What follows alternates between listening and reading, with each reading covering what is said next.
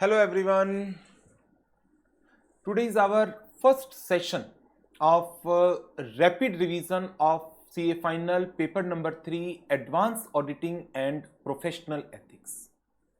In these rapid revisions, our entire focus will be on revising the all important concepts on which questions may be framed in the exams. We will not focus on the detailed coverage of the concepts because the objective of rapid revision is to cover the complete course in about 20 to 25 hours. So, first we start with the professional ethics, thereafter we will cover standards on auditing, and then company audit module. Company audit module will comprise of company audit as well as audit report chapter, CARO 2016 or CARO 2020 as applicable for the exams, audit of consolidated financial statements, audit of dividend and SEBI LODR regulations. Thereafter, we will cover audit of different entities, which comprises of internal audit, management audit, operational audit, investigation, due diligence, audit under fiscal laws, peer review, quality review, and audit in automated environment. Thereafter, in last, we will cover the remaining 4 chapters of our syllabus, which are related with the module number 5, that is audit of different entities, which comprise of audit of banking companies, audit of NBFCs, audit of LIC and GIC, and audit of public sector undertaking. We will try to complete all these rapid revisions in around 20 to 25 hours, though it might be more than 25 hours, but our endeavor will be to complete all the rapid revisions in around 20 to 25 hours. So start with module number 2, that is chapter number 5, professional ethics.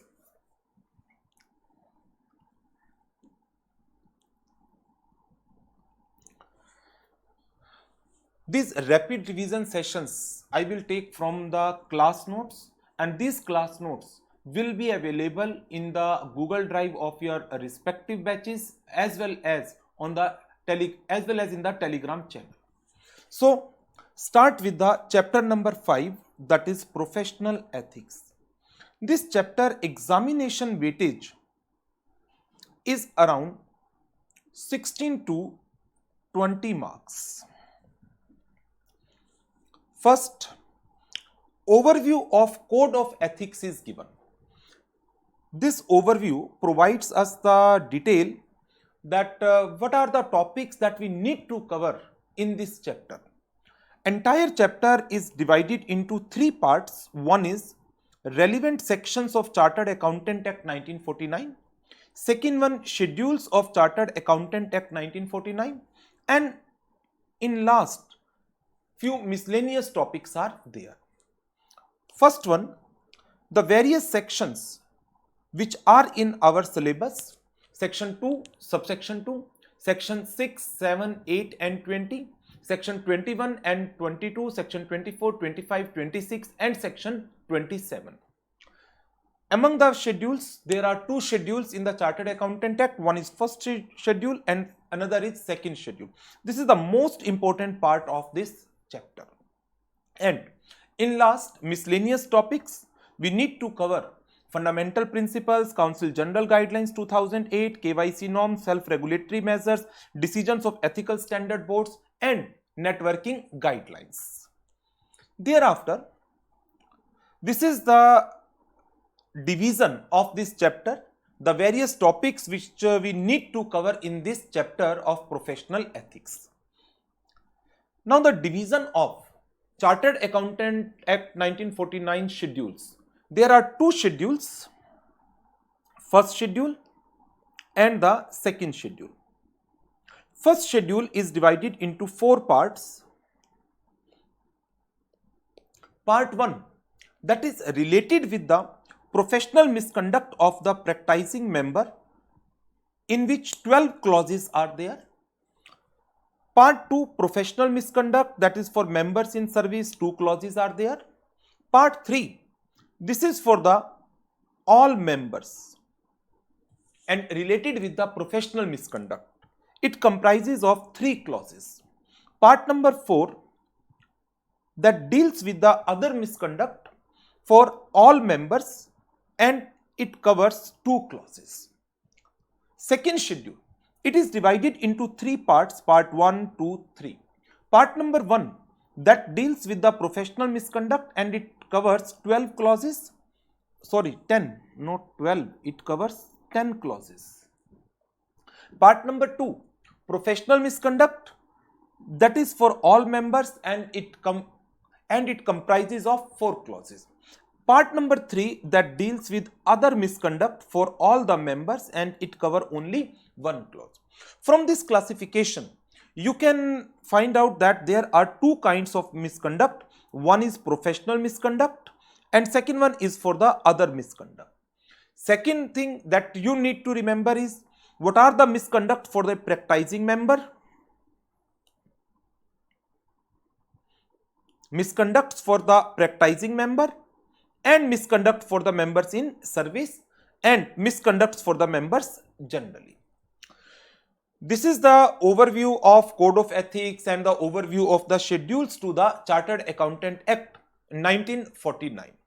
Now we start with the first main topic of this chapter, and that is relevant sections of the Chartered Accountant Act 1949. First, section 2 subsection 2 that deals with the definition or explanation of the term members deemed to be in practice. The members of the Institute of the Chartered Accountants of India, either they are practicing member, if the members holding certificate of practice, they are the practicing members, but sometimes it's happened that a member who do not hold the certificate of practice but engage himself or herself into the profession of accountancy, though he is not holding certificate of practice but he engages himself herself into various activities that are reserved for a practicing member. In this situation, that member will also be considered as a member deemed to be in practice, and the code of conduct that is applicable for a practicing member will be equally applicable for a member who is deemed to be in practice. So, a member who is holding certificate of practice, definitely he is a practicing chartered accountant, but a member who do not hold the certificate of practice but he will be considered as deemed to be in practice if he renders the services as covered under section 2 subsection 2. Section 2 subsection 2 provides that a member of the institute shall be deemed to be in practice if either individually or in partnership with another chartered accountant in practice or other persons with which the partnership is allowed, that will be covered by clause number 4 part number 1 of first schedule, for a consideration engages himself herself into the prescribed activities. The various activities that are prescribed for this purpose covers accountancy work, auditing, verification and certification work, assistance in accountancy practices, and management and other consultancy services. That means if a person is engaged in management and other consultancy services, then that person will also be considered to be the member deemed to be in practice. Now, the various management and other consultancy services that a practicing member can render, for this purpose, Council of the Institute of Chartered Accountant of India passed a resolution mentioning therein the entire range of services which a practicing CA can render. And if these services are rendered by a member without holding the certificate of practice, then that member will be considered as a member deemed to be in practice.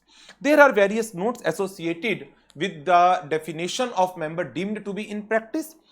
Clause number 4 of section 2 subsection 2, it provides that a member will be deemed to be in practice if he render such other services as in the opinion of the Council of ICAI can be rendered by a CA in practice.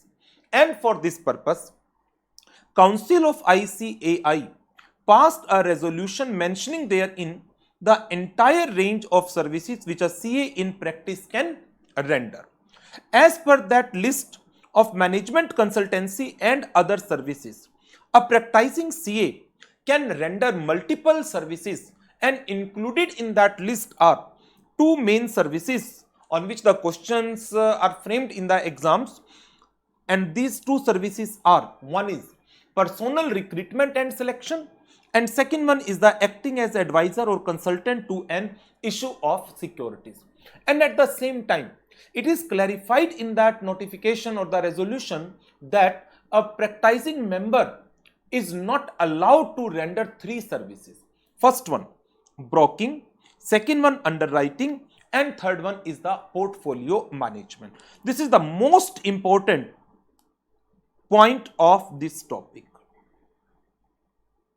It is specifically mentioned that a CA in practice cannot render the services of broking, underwriting, or portfolio management.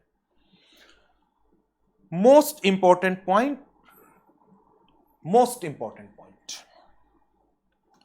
Now, next section, that is section 6, certificate of practice.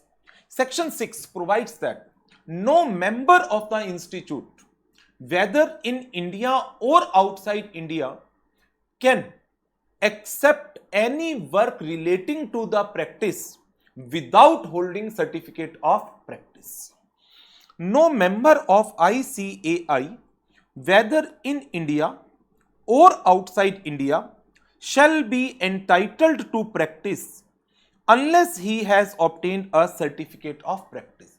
That means, to carry out the practice of accountancy profession, the member of the institute must hold the certificate of practice. However, if without holding certificate of practice, a member engage himself or herself into the prescribed activities, that is accountancy, auditing, verification, certification, then that member will be considered to be the member deemed to be in practice as per section 2, subsection 2.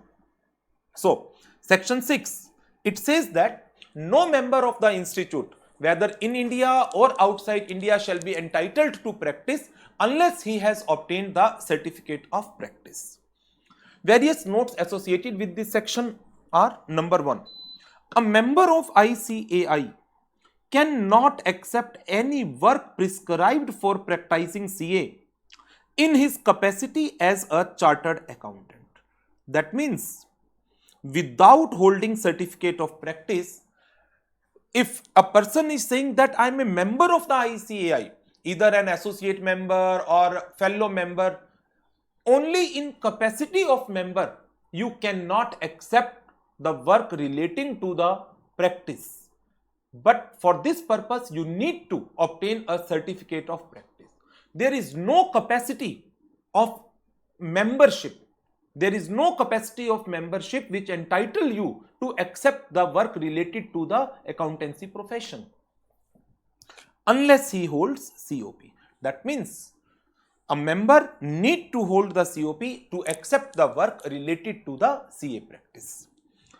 If due to any reason a member has to surrender his COP for any period due to any misconduct, he cannot accept any work in his capacity as a CA for that period for which the COP has been cancelled.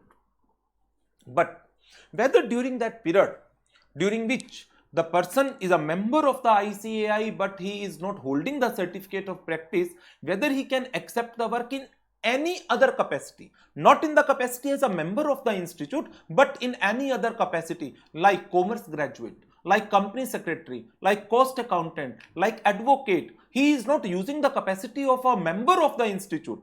He is using other capacity like GST practitioner, insolvency professional. In that case, there is no restriction. However, he can accept the work in any other capacity.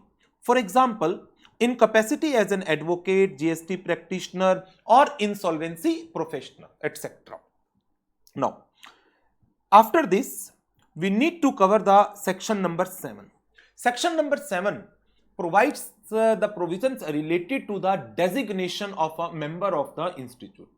Section 7 provides that a member of the institute who is in practice shall use the designation chartered accountant. Only the designation chartered accountant. No other designation is allowed to a practicing member. However, a member in service may use the designation chartered accountant or any other designation as he desire. Every member of ICAI in practice shall use the designation chartered accountant.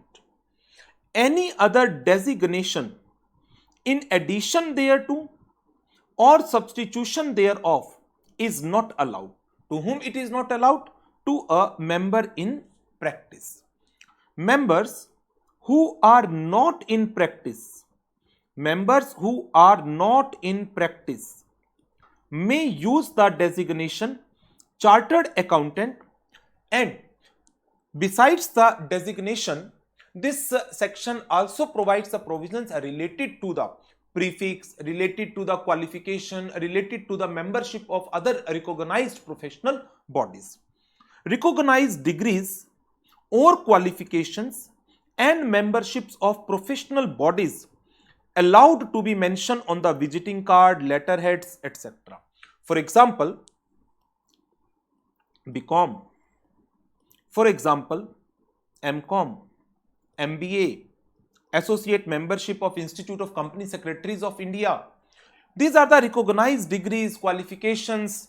These are all are recognized degrees, and hence they are permitted to be used on the visiting card, letterheads, and other professional stationeries.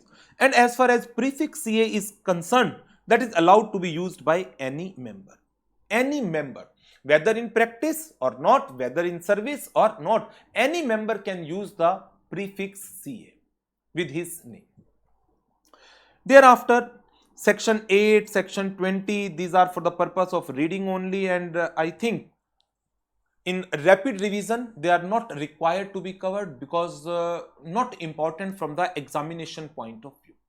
In the rapid revision, my entire focus will be only on those topics on which questions may be framed in the exams. Now, thereafter, section number 21. Section 21 deals with the disciplinary mechanism. Disciplinary mechanism. This topic is also to be done from the main book, but you must have knowledge about this disciplinary mechanism. This disciplinary mechanism provides that whenever a complaint is to be lodged, the first complaint is to be lodged with the director discipline. Director discipline. And director discipline will decide whether the complaint related with the matter specified in first schedule or the matter related with the second schedule or both schedule. If the complaint related with the matter specified in the first schedule, he refer the matter to the board of discipline. If the complaint related with the matter specified in the second schedule or in both schedule, then he refer the matter to the disciplinary committee. Thereafter, board of discipline and the disciplinary committee, as the case may be, they hear the case, and after hearing the case, they pass an order, and in the order they may reprimand the member, they may remove the name of member, or they may impose the monetary fine. If the matter is related with the first schedule only, then board of discipline can remove the name from the register of a member for a period up to 3 months. However, if the matter is related with the second schedule or both schedule, in that situation, the removal can be for any period including lifetime. As far as fine is concerned, the board of discipline can impose fine up to rupees 1 lakh, whereas the disciplinary committee can impose the fine up to rupees 5 lakh. If any person is not satisfied with the order passed by the board of discipline or by the disciplinary committee, they may prefer an appeal with the appellate authority, and if an appeal is preferred, then appellate authority will hear the appeal, and thereafter appellate authority may either cancel the order or modify the order, may impose the fine, may reduce the fine, may increase the fine, or any other order as they fit. Now, thereafter, section 22. Section 22 is related with the definition of the term professional and other misconduct. Section 22 provides that the meaning of the term professional and other misconduct will be the same as that defined in schedules to the Chartered Accountant Act. The same meaning as assigned to the first and second schedule to the Chartered Accountant Act. That means various acts and the omissions that are covered in first and the second schedule to Chartered Accountant Act 1949, they will be considered as the professional and other misconduct. However, at the same time, section 22 provides that this definition shall not be considered as any limitation over the powers of director discipline to inquire into the conduct of any member in relation to those matters which are not being covered in Schedule 1 or Schedule 2. That means the powers of director discipline are very much wide, irrespective that any act or omission of any member, if it is not been covered in any of the schedules of the Chartered Accountant Act, director discipline is empowered to inquire into these matters. Thereafter, section 24, section 25, section 26, these are not so important from the examination point of view. From the examination point of view, section 27 is a very, very, very important section. Section 27 deals with the maintenance of the branch office. Whether a practicing member can open any branch office in India. Section 27 provides that a practicing member can open any number of branches in India. Any number of branches. No limit on number of branches. However, for every such branch, there is a requirement of having a separate in charge, and that separate in charge needs to be a chartered accountant, may or may not hold certificate of practice, may or may not be an employee. And that person may be either partner or may be employee. In any capacity, he can be associated with that office. First, definition of the term office is given. The term office is defined as a place where the name board of firm is fixed, and a place which is described as office on office document like letterheads, visiting cards, etc. At the same time, you need to remember that name board of firm is not allowed to be used at the residence. However, an individual member may put name board of individual name at the residence. Now, what is a branch office? The term branch office, that means any place which is described as the branch. Whether a member in practice is entitled to open any number of branches? Yes, there is no limit. A member in practice can open any number of branches in India, provided every such branch has a separate in charge, and that separate in charge needs to be, first and the most important condition, that person must be a chartered accountant and associated with that office either in the capacity as a partner or in the capacity as an employee, and that chartered accountant may or may not hold the COP. However, now there are two exceptions to this requirement of separate in charge. First exception is in relation to the members who practicing in the hilly area. The members who practicing in hilly area, they are entitled to open a temporary office in plains during the winter season. But At the same time, the maximum time period is there.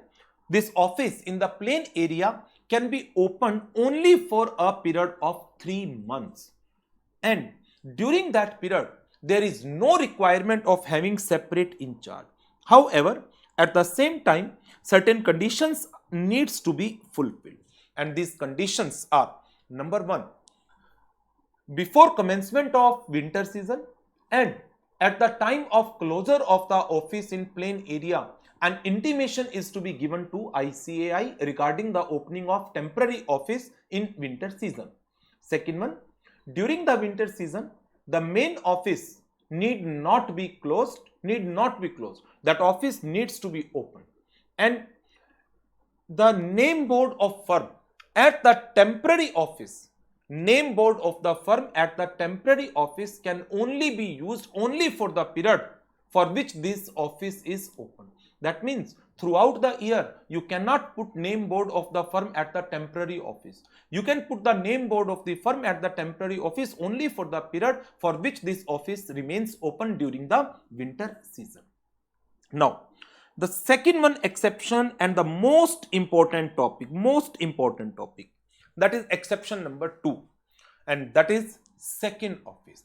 A member in practice can open second office. Second, remember, I use the word second, not another.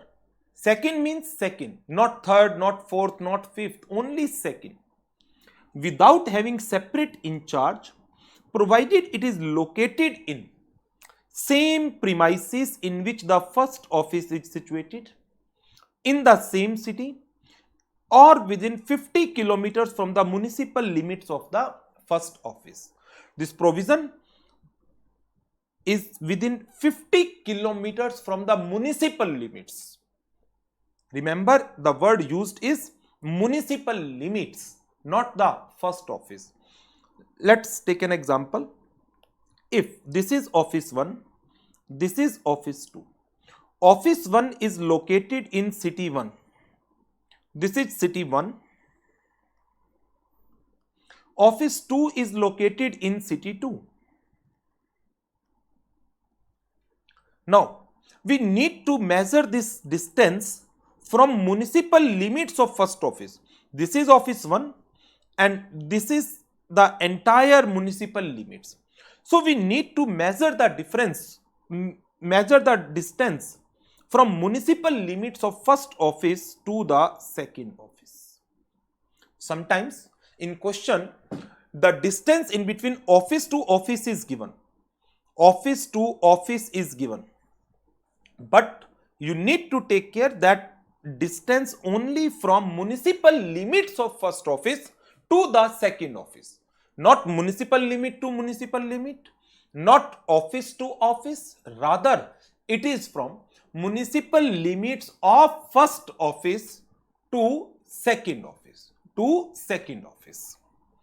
And if within the city, a person open third office, let's say within Delhi, a person open office 1, office 2, office 3. For office 1 and office 2, no separate in charge is required. But for office 3, irrespective that the office is located in the same city, you need to have a separate in charge. And that separate in charge needs to be a chartered accountant who may or may not hold certificate of practice and associated with this office either in the capacity of partner or in the capacity of employee. And at the same time, you need to remember this regulation number 189. This regulation 189 provides that intimation is to be given to council within 1 month of opening or closing of branch office. Whenever any branch office is opened or closed, within 1 month of opening or closing of the branch office, intimation is to be given to ICAI. These all are the important sections of Chartered Accountant Act 1949 and all about the first part of this chapter. Now, move towards Schedules of the Chartered Accountant Act 1949. This is the most important part of this chapter. Schedules of Chartered Accountant Act 1949. Two schedules are there. Schedule 1 divided into 4 parts. Schedule 2 divided into 3 parts. Schedule 1 part 1, Schedule 1 part 1, part 2, part 3 deals with professional misconduct. Schedule 2 part 1 and part 2 deals with professional misconduct. Part number 4 of first schedule and part number 3 of second schedule deals with other misconduct. Part number 1 of first schedule, part number 1 of second schedule deals with professional misconduct of practicing member.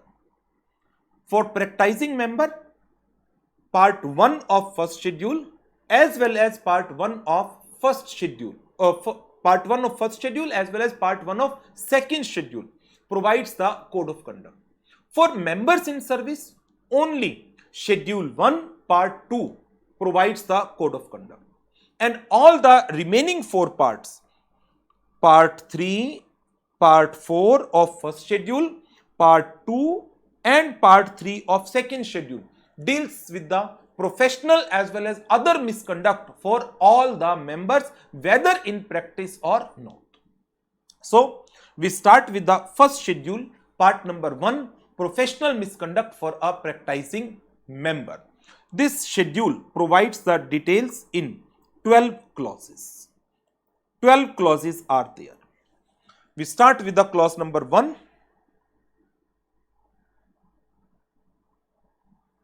First schedule, part number 1. Professional misconduct for members in practice. In total, part 1 comprises of 12 clauses. 12 clauses. Clause number 1, it says that a practicing member shall be deemed to be guilty of professional misconduct if he allow a person to practice as a chartered accountant in his name or firm name, either in his name or in his firm name, unless such person is a member holding certificate of practice and associated with this person either in the capacity of partner or as an employee. That means a practicing CA cannot allow any person other than this one to practice in his name or in his firm name. Now, consider this example. In this example, Mr. X allow Mr. B to practice in his name. That means in the name of Mr. A. Who is Mr. B? Mr. B is not a CA. Mr. B is not a CA. First condition is a practicing CA can allow another person to practice in his name provided that person is a member. If Mr. B is not a CA and Mr. A allow Mr. B to use the name of Mr. A, then Mr. A is guilty of professional misconduct by virtue of clause 1, part 1, schedule 1. Okay. If we consider that Mr. B is a CA, but he is not holding COP, there is a requirement. You can allow the member of the institute who is holding certificate of practice. But if Mr. B is a CA and not holding certificate of practice, in that case also Mr. A will be guilty of misconduct as he allow another person who is not a practicing CA. Okay. Now consider Mr. B is a practicing CA and he also holds the certificate of practice, but he is not associated with Mr. A either as a partner of Mr. A or as an employee of Mr. A. He is a person other than partner or employee. That means again Mr. A is guilty of professional misconduct. Mr. A is guilty of professional misconduct Reason, he allow a person other than a member of the institute holding certificate of practice who is his partner or employee to practice in his name or firm name. Now, if Mr. B, condition number 1, is a member of the institute, condition number 2, holding certificate of practice, condition number 3, associated with Mr. A either as partner or as employee. That means all the conditions that are prescribed in clause 1 are fulfilled, and hence Mr. A is not guilty of any misconduct. No misconduct arises on part of Mr. A. This is about the clause number 1. Now move to clause number 2. Clause number 2, it deals with the sharing of profits with others. Sharing of profits with other persons. A CA in practice shall be deemed to be guilty of professional misconduct if he pay or allow or agree. It is not necessary that he actually pay or actually allow. It is specified that if he agree to pay or allow, also, either directly or indirectly, what? Any share, commission or brokerage in profits of his professional work with others. That means a practicing CA is not allowed to share the profits of his professional work with other persons in the form of share, commission, brokerage. However, there are certain persons with whom profits can be shared. These persons are: profits can be shared with another member of the institute, profit can be shared with partner, a retired partner, a legal representative of deceased partner. A member of the institute who is in practice can share profits of his professional work with legal representative of deceased partner, but at the same time you need to remember that a clause must exist in the partnership deed as to such sharing. If partnership deed provides that in the event of death of any partner, another partner or the firm can share profits of the professional work with the legal representative of deceased partner, then no misconduct arises. Besides this, profit sharing is also allowed with the persons having prescribed qualifications, and the prescribed qualifications are specified by Regulation 53A.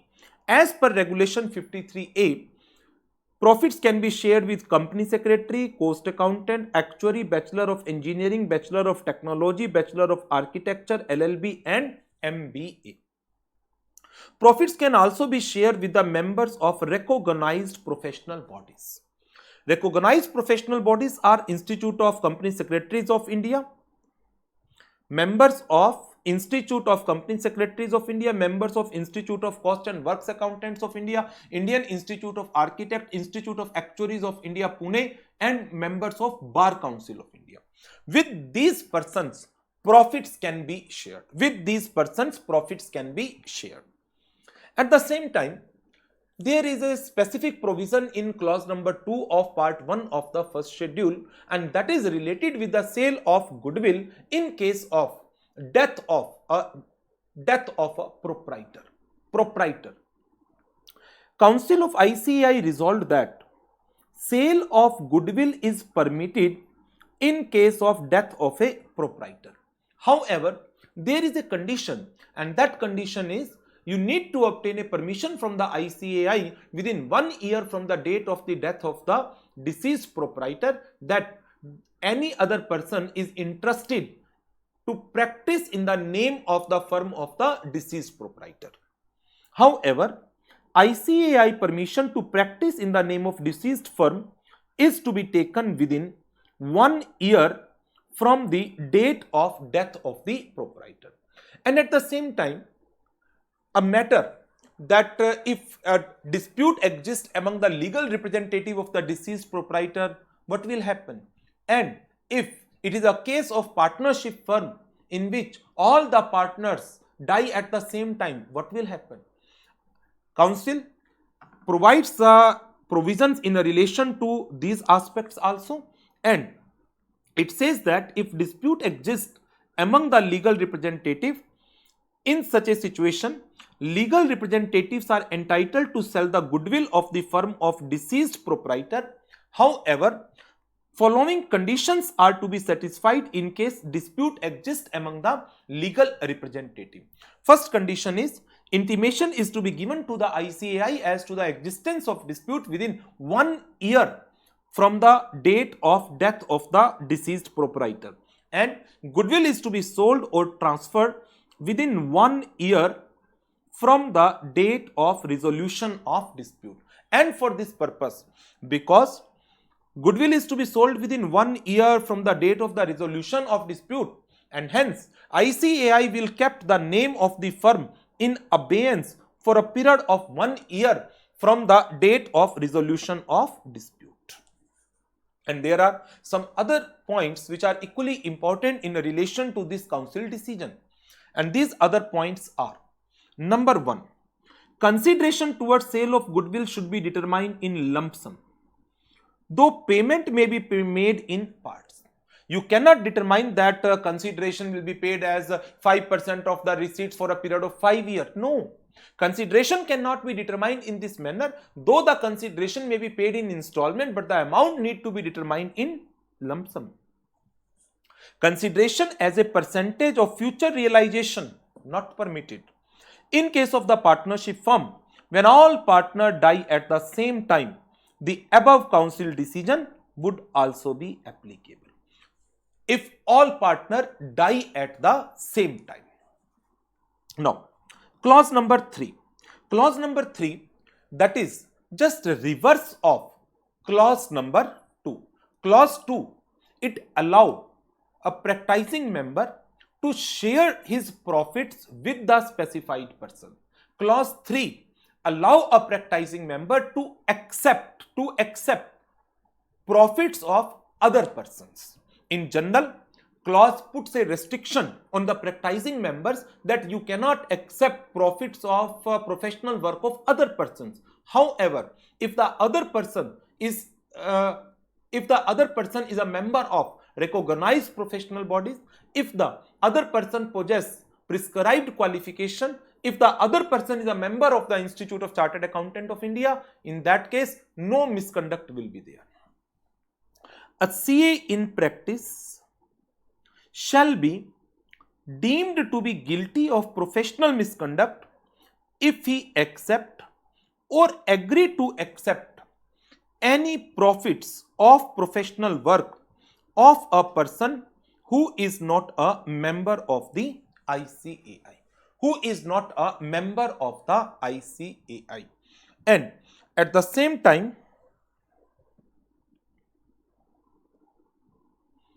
regulation 53A to be kept in mind, which we studied in clause number 2, persons having prescribed qualifications and the members of recognized professional bodies. If you accept the profits of professional work of a person who is specified in regulation 53A, then also no misconduct. Then also no misconduct arises. This is about the clause number 3. Now, moving ahead, clause number 4. Clause number 4, it put a restriction on the partnership. Clause 4 provides that a practicing member is not entitled to enter into partnership with a person other than. That means there are certain persons with whom partnership is allowed, but if partnership is if a person enter into partnership with person other than those prescribed, then it will be considered as a professional misconduct under clause number 4 of part 1 of first schedule. A CA in practice shall be deemed to be guilty of professional misconduct if he enters into partnership in India or outside India with a person other than 1, 2, 3, 4. 4 categories are there. Category 1, with a member in practice, it's okay, no misconduct. With members of recognized professional bodies, and for this purpose, Regulation 53B of Chartered Accountant Regulations 1988 prescribes the members of Institute of Company Secretaries, ICWAI, Indian Institute of Architects, Institute of Actuaries of India, Bar Council of India, and professional bodies outside India whose qualifications of accountancies are recognized by the Council of ICAI. 4. For the purpose of clause 2 as well as clause 3, the membership of recognized professional bodies that was prescribed by Regulation 53A itself. Regulation 53A provides memberships as well as recognized qualifications for the purpose of clause 2 as well as clause 3. However, for the purpose of clause 4, that is partnership, membership of other professional bodies is prescribed by Regulation 53B, whereas qualification is again prescribed by Regulation 53A. That is company secretaries, cost and works accountant, actuary, bachelor of engineering, bachelor of technology, bachelor of architecture, LLB and MBA. That means Regulation 53A and Regulation 53B for the purpose of clause 2, Regulation 53A provides qualifications as well as memberships. No role of Regulation 53B for clause 2. For the purpose of clause 3, Regulation 53A provides prescribed qualifications as well as memberships. No role of Regulation 53B. However, for the purpose of clause 4, Regulation 53A provides the qualifications, whereas Regulation 53B provides the memberships.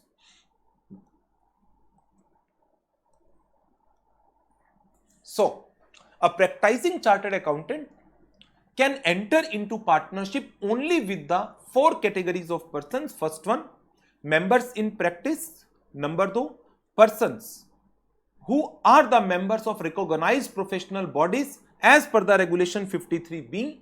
Person who possess prescribed qualifications as per Regulation 53A. And fourth one, a person who but for his residence abroad are entitled to be registered as the member.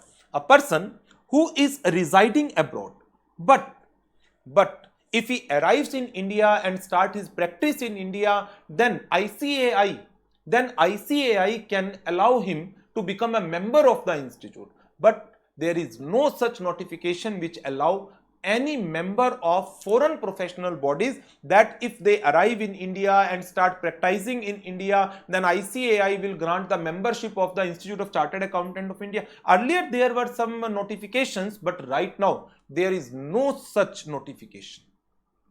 All recognitions has been withdrawn. That means this clause as of now is redundant. Now, clause number 5. Clause number 5, it puts restrictions on security, on securing, not security, on securing work through the services of others. A practicing CA is supposed to find his work through his qualification, through his competency, through his capability, but not from the services, but not by using the services of other persons. However, if he use the services of his partner, services of his employee for the purpose of securing the professional work, or services of another chartered accountant, in that case it is okay. No misconduct arise. But If a practicing chartered accountant secures his work through the services of a person other than his partner, other than his employee, other than a member of the institute, then he will be considered as guilty of professional misconduct by virtue of clause number 5 of part 1 of first schedule. So this is about the clause number 5. Thereafter, clause 6 starts. Clause 6 and clause 7. These two clauses are related with the advertisements. Advertisement for the purpose of solicitation of work is being dealt by clause number 6, and advertisement of professional attainment, advertisement of professional services, they are covered by regulation number 7. In this session, we put our discussion on hold till clause number 5. Now, you need to practice all the questions that are related with first one,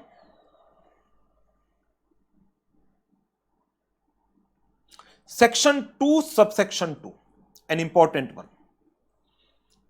Do practice questions on section 2 subsection 2.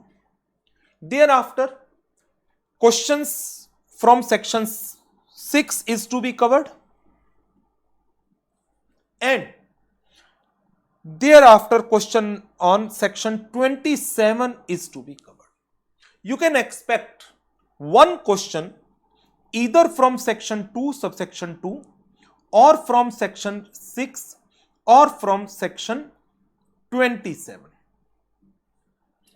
These are the most important sections of the Chartered Accountant Act dealing with the code of conduct of a practicing member.